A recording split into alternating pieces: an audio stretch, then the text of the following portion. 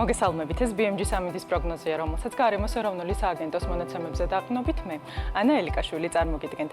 13 ივნის სრულიად საქართველოში დრო გამოშვებით ღრუბლიანობა მოიმატებს დასავლეთ საქართველოში +30, მთიან რაიონებში +31 გრადუსია მოსალოდნელი.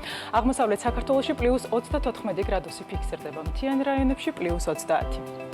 რუსთავში +33, მარნეულში +28, თელავში +29, ციხნახში +35 გრადუსი, ომოლოში +28, ლაგოდეხში +25, ცხინვალში +27, გორში +29 გრადუსი ფიქსირდება. სტეფანწმინდაში +19, ბაკურიანში +18, გუდაურში +15 გრადუსია მოსალოდნელი, ბორჯომში +27, ახალციხეში +26 გრადუსი უნდა ველოდოთ.